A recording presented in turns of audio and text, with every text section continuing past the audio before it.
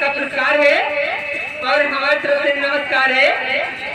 लेकिन कहना क्या है, पहले पकड़े मोर कलाई फिर जब नाचे हाथ लगाई, पहले पकड़े मोर कलाई फिर जब नाचे हाथ लगाई, पहले पकड़े मोर कलाई फिर जब नाचे हाथ लगाई, अरे अपने पहले लहुरा तवरवा हमरा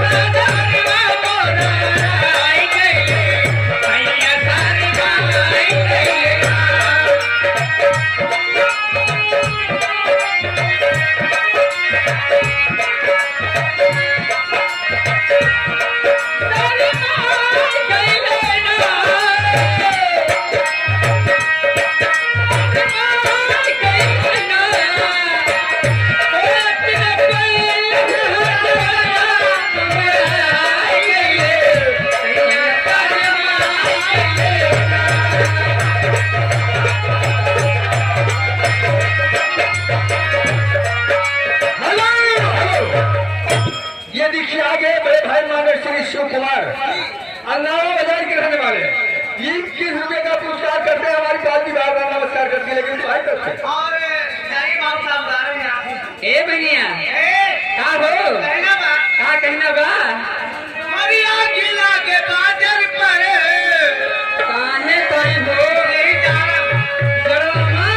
मरिया जिला के बाजार पर लौड़ी जवानी हमके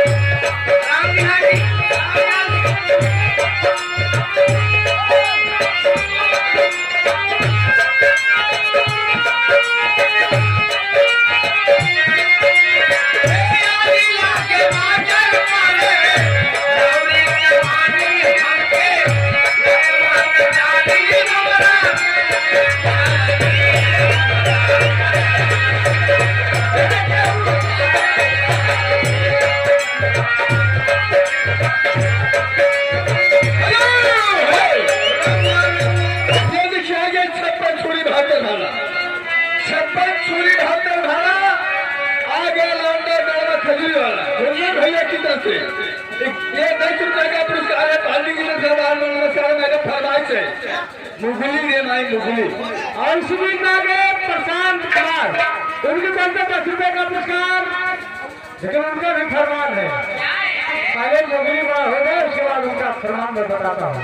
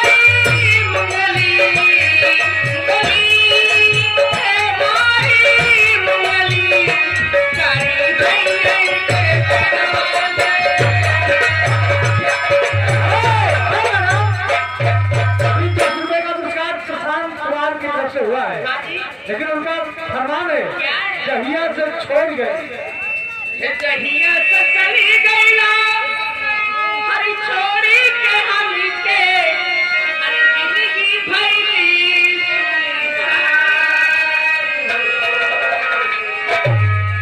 जाए चंदा ले आवा बरिया जाए चंदा ले आवा बरिया कैसन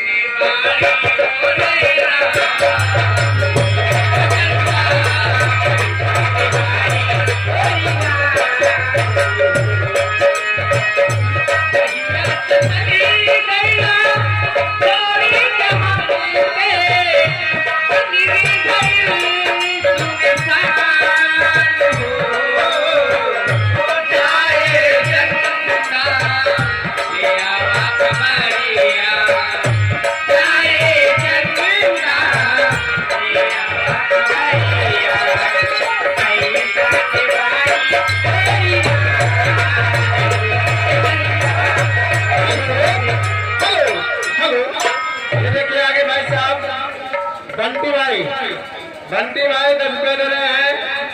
ये सबका सबका अपना ही समझ के दिया है 10 रुपया।